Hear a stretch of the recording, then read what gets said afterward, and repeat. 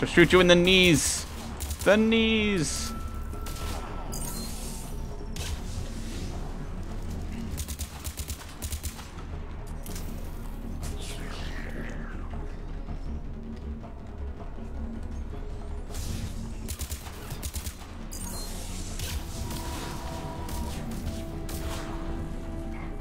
Get Liara alive.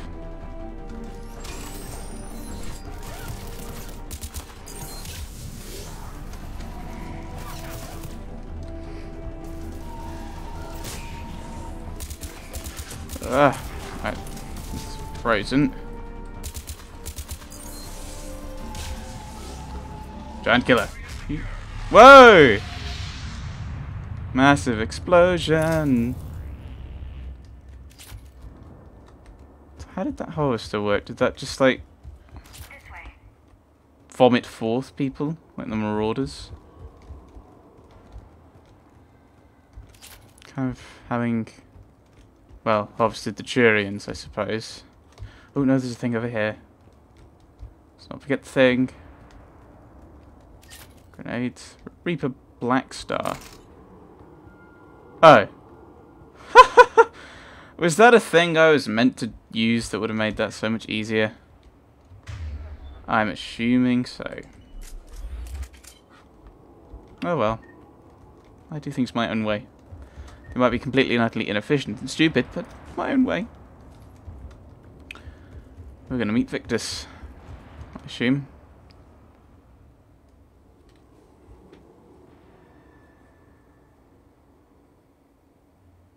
Lieutenant Victus? Commander Shepard, my men and I are in your debt. Thank you for saving so many.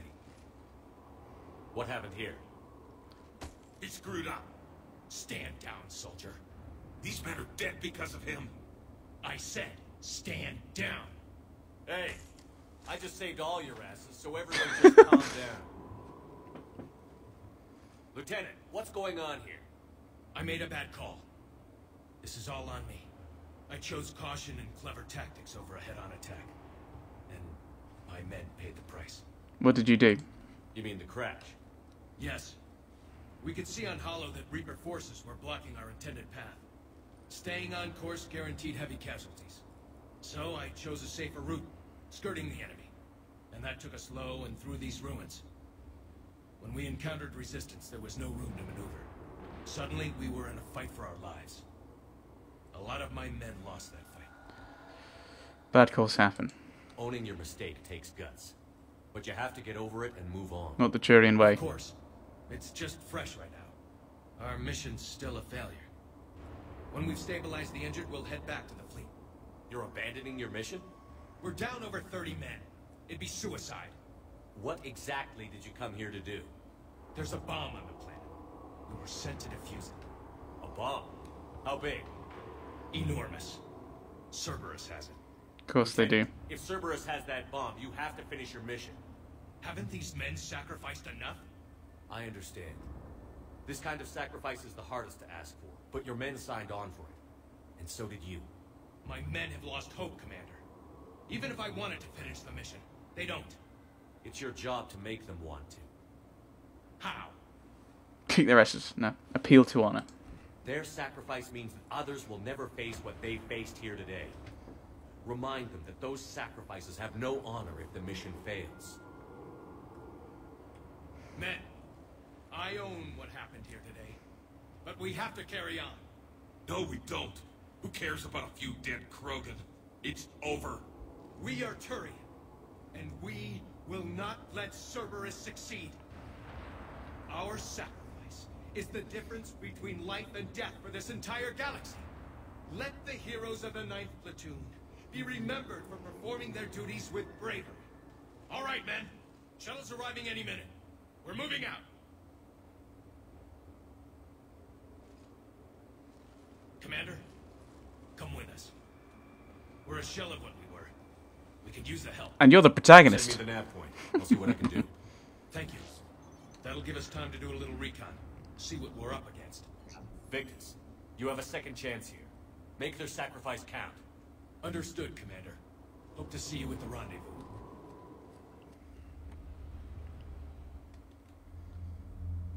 Cerberus bomb.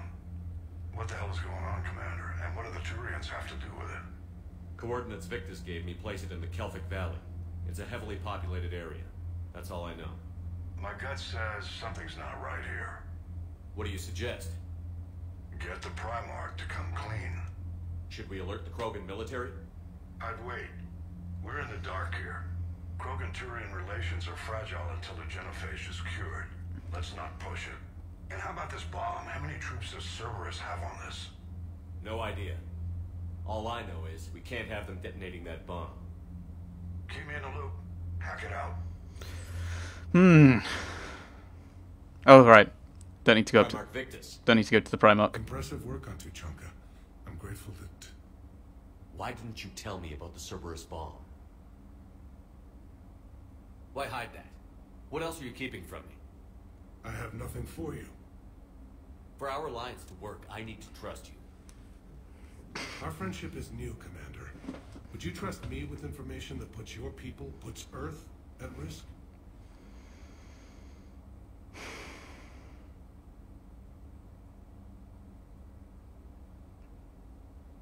We're doing this for the whole galaxy, so... He says! Like, really umming and ahhing about it. I don't think I'd blurt it out, but... If you needed to know, yes, I have to trust you. Why would I jeopardize our alliance by lying to you now? Doesn't make sense. Decisions like these weigh heavy on me. When I was a general, I could pass them up the chain of command. But now, I'm all I've got. Know what I mean? Sure. And? And that's all. Wait, there is one more thing, Commander.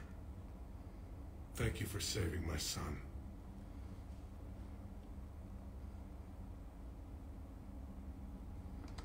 We did find some new things, didn't we? Alliance! Cruiser Shanghai. The Shanghai's most important part in the Reaper War to date was the evacuation of the colony Ukbar. Alliance intel reported Reaper forces headed towards Ukbar, but as a cruiser, Shanghai was unable to land on the medium-gravity world. The Shanghai's captain quickly dispatched all its shuttles to help transport hundreds of colonists onto the ship. Making over 41 shuttle runs in a single hour, the Shanghai managed to evacuate the entire remaining population. When Reaper forces arrived, Ukbar's capital city was as empty as if it had never been inhabited at all. And Krogan? What have we got? First Division. The Krogan First Division is a conglomeration of infantry and vehicles hastily organised into a single coalition force. The chain of command is divided by clan, with representatives from each serving as officers. Despite ancient differences, fighting the Reapers together is building a spirit of camaraderie among the division's warriors. Krogan from different clans are starting to swap equipment, stories, and even the occasional barrel of wrinkle. Right, we need to do something, don't we? Ooh. Monies. I wonder if we get any dialogue from this mission. Like, we'll probably get some, I assume we'll get something from Garrus about the mission, about what it's like.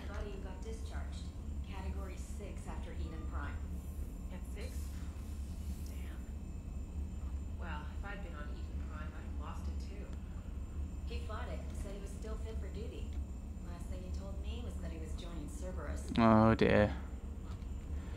Oh dear. Commander, Chief Engineer Adams would like to speak with you down in engineering. Alright. Isn't he still in the, not engineering room? Crew quarters? Yes. The one room in this entire... Your private terminal, Commander. What, the one room at this entire ship that isn't engineering. Commander, whatever you did on Tuchanka has the Turians sending a lot of messages. Hooray! What are they saying? Sorry, it's encrypted. Cracking it would take at least a week, and it would be wrong. Commander? See what we got then. Thank you! From Jessica Frome. Dear Commander Shepard, my name is Jessica Frome. You saved my life on Benning. I've lost so many friends in all this, but I find hope in the idea that their memory lives on in me. I know I'm just one woman, but I wanted to let you know you're making a real difference. Yeah. Hooray! Making a difference. Yeah, so some things are triggering, so we'll try talking to to people.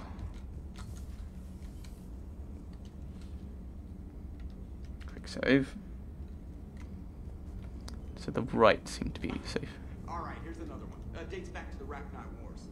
So, a Krogan and a Silurian have landed on a Rachni world for a top-secret mission. That is unlikely. Silurians rarely take part in raids on Rachni-occupied worlds. I assume this is just a joke. Missing the point? So the two guys are climbing up a hill going through this nasty green fog. And as they get near the top, they come out of the fog, and the Silurian sees thousands of Rachni. He looks over at the Krogan and says, "Oh, well, that makes me nervous." The Krogan says, You think that's scary? When this is over, I have to go back down through that fog by myself. The implication being that the Silurian soldier would be dead. Yes. "Thank you for killing me." That was a little joke. That joke plays to racial stereotypes on both sides. The Krogan appears brutish and insensitive, while the Silurian appears weak. Stereotypes such as exemplified here led to the development and use of the genophage. Well, yeah. It's also one of the only jokes you'll hear both Silurians and Krogan telling. Comedy isn't really about being nice. Sometimes it's a way to air out the ugly things people think. So that went well. Glad to see that Turians can flip out and lose their shit just like the rest of us. They're under a lot of pressure. You stole the Normandy, got blown up by the Collectors, and sent us on a suicide mission at the Galactic Core. And I haven't mutinied once. Not once. That's because you've got a comfy chair, though. Commander. I am impressed by your continued existence, Shepard. The probability of surviving...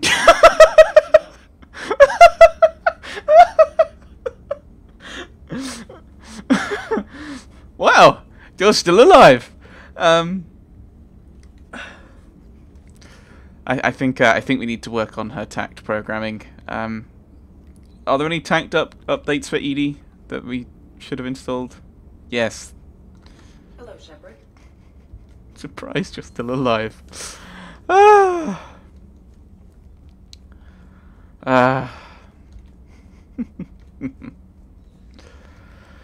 Right, so, was it Adams, wasn't it, wants to see us in engineering, so we'll head down eventually. We'll have a meander around. Who's around here? Where's Garrus? Oh, they're in the lounge. Enough about me. What were you doing before we met up here? Oh, you know, this and that. Come on, spill it to Sony. Very well. I fought several explosive battles with Cerberus. I helped Shepard stop a robotic assassin on Mars. Oh, and I discovered plans for a Prothean doomsday device that were buried for 50,000 years. Yeah, so just this and that, huh? I mean, for you guys, that is just, it's like, well, yeah. But the three of us, like, you know, that is just like this and that, really. Turians on a secret mission to Tuchanka, huh? No one told me anything about it. I'm curious to see how this bomb on Tuchanka plays out. I don't suppose ignoring it is an option. No. How's it going? How's it going? Hello, Shepard. Hello. Hello, Shepard. So, Archangel. You heard about that, huh? Your sojourn on Omega generated quite a few articles, not to mention security footage. There's one thing I couldn't dig up, though. Did you really take out 3 Blue Suns mercenaries with 1 bullet? No, of course not. The third guy had a heart attack. Not to count him. If I just right, can we get more of the dialogue from these guys? If I open the door. Oh, just the 2, eh? You sure? Just the 2. Just the 2. How's it going? Hello, Shepard. Okay. Yeah, just the 2. Right. Who else are we talking to? Dr. Chakwas is on her own in the crew quarters. Let's go and have a chat. Commander. Let's not have a chat then. Could go and bother Glyph, but I don't think he's going to give us much. Ooh. I can interact with you. Couldn't I? Couldn't I? Oh, the red circle came up. I can interact with you apparently.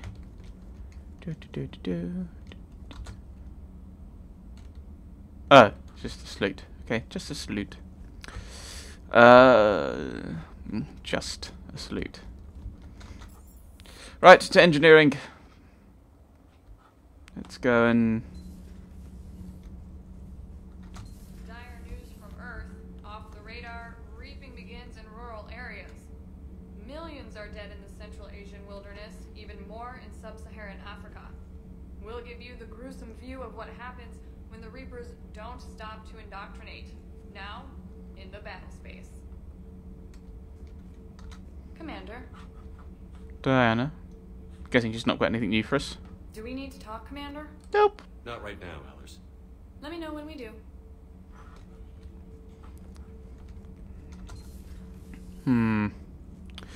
So I'll head to engineering eventually, but we'll go and bother Javik.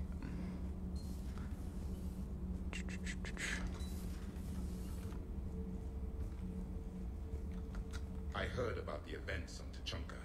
You should not have let the Turian soldier evade his responsibility. I take it Protheans didn't forgive many mistakes?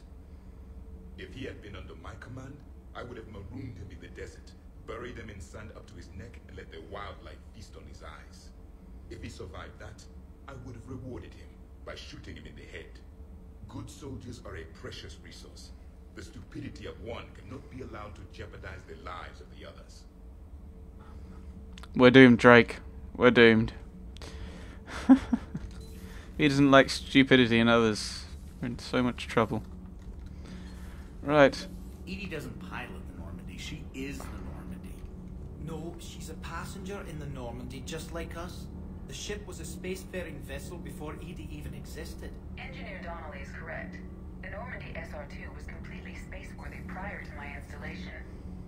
See, Edie agrees with me. Edie's mind and the Normandy are a whole entity now. You couldn't just move the processors in the AI core to another ship. Engineer Adams is correct. Processes that contribute to my self-awareness are spread throughout the ship. See? Edie agrees with me. But unlike Edie, our brains couldn't have existed without our bodies. That is a requisite from being organic. You have to look beyond that limited definition of life. Joker pilots the Normandy. He doesn't take over Edie's body when he does that. When Edie controls the ship, she's piloting, just like Joker. Edie doesn't pilot the Normandy. She is the Normandy. No, she's a passenger. Okay, so we're looping now. Just like us. The ship was a spacefaring vessel before. It's quite smart that Engineer Donnelly is correct. Edie agrees with both of them. Spaceworthy prior to my installation. See, Edie agrees with me. Edie's mind and the Normandy are a whole entity. I'm not entirely sure what they're arguing about. Obviously, it's to do with Edie and the Normandy. Engineer Adams is correct. Processes that contribute to my self-awareness are spread throughout the ship. So, I'm assuming Donnelly's saying something. But unlike Edie, our brains Go to another room. existed without our bodies. I'm assuming that Donnelly is suggesting that Edie could be separated from the ship. Because she doesn't pilot... She's piloting the ship. She's not a part of the ship. But she is a part of the ship. Well, she can't... Well, yes. And then Adam says that... Because she's actually plugged into the way she's been plugged in to the Normandy, she's kind of... We can't take her out. So I'm going to agree with Adams. Edie doesn't pilot the Normandy. She is the Normandy. He says, immediate quick saving first. Passenger in the Normandy, just like us. The ship was a... Edie can direct the Normandy with her thoughts. She sees, hears, and feels through the ship's sensor arrays. The Normandy is her body. I've seen Edie's body, and its curves are a fine sight better than the Normandy's hull. So what do you think, Edie? Are we more than our thoughts? I'm done. Any more of this, and my head's gonna explode. You wanted to talk to me, Adams. Commander, remember the problem I mentioned? About a core overload possibly venting into the engineering compartment? Daniels, Donnelly, Edie, and I have been brainstorming and comparing notes. You see, the venting occurs when IES sinks are in a back cycle. At the same moment, the main core is at peak draw, such as from sustained kinetic. What Kenneth means to say is that we're pretty sure we can... We just need a GX-12 thermal pipe. Unfortunately, we're cut off from Alliance supply chains.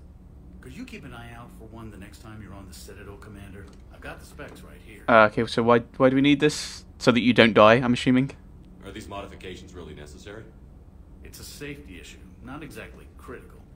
Under extreme conditions, like heavy bombardment to the kinetic barriers while traveling at peak flight speeds, plasma can vent into this compartment. It would vaporize anyone standing in this room? That sounds more serious than just a safety issue. Well, under those conditions, odds are you're about to lose the entire ship anyway. But we want every advantage we can get, right? Okay, I'll buy it. I'll look for one next time we go to the Citadel. Thanks, Commander. I was planning on going to the Citadel anyway, but I can't remember why. Yes, let's go to the Citadel. Let's all go to the Citadel. Let's all go to the Citadel. Good to see you, Commander. Hello. Good to see you, Commander. Alright. Not good enough to actually have a conversation. Primarch's son is in over his head, no? Seems like it. Do you hear that hum? Is that just me? Do you hear that hum? Is that just me? Yeah, we'll head back to the Citadel. Because I think... Oh, no, I don't want to do that. Yeah. We could do that first. Get that bomb done. I think I'll actually leave it and think about it. Come back later. So, yes, next time, we're either going to the Citadel, or we're dealing with this bomb. Bomb! Yes. Yes. Or the Citadel. I don't know. We'll find out next time. Thanks for watching, everyone. Thanks for watching.